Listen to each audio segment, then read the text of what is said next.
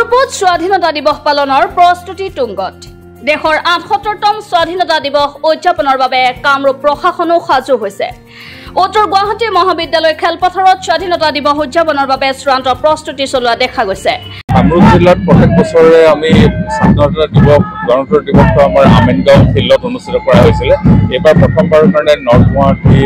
কলেজলৈ ফিল্ডলৈ শিফ্ট কৰা হৈছে গতিকে ইতিমধ্যে আপোনালোকে দেখিছে প্ৰস্তুতি সম্পূৰ্ণ হৈছে আৰক্ষী বিভাগৰ ফালৰ পৰা কুচকাৱাজ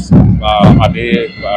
চলি আছে শিক্ষানুষ্ঠান আৰক্ষী আৰু ৰাষ্ট্ৰীয় শিক্ষাৰ্থী বাহিনীৰ কেডাৰসকলে আজি অনুশীলনৰ অন্তিমটো দিনত ভাগ লৈ দেশ মাতৃক শ্ৰদ্ধা জনাবলৈ সাজু হ'ল উল্লেখ্য যে আমিনগাঁও নুমলী জলাহ পেৰেড গ্ৰাউণ্ডৰ নিৰ্মাণ কাম চলি থকা হেতুকে উত্তৰ গুৱাহাটী খেলপথাৰত এইবেলি উদযাপিত হ'ব কামৰূপ জিলা ভিত্তিত স্বাধীনতা দিৱস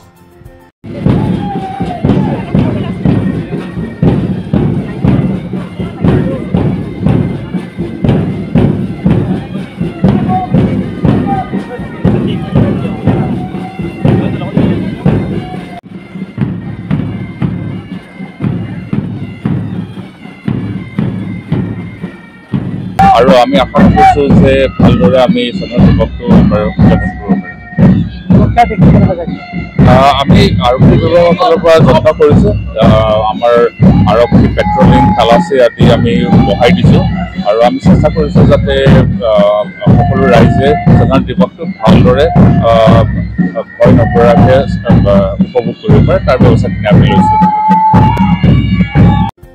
news desk report Assam voice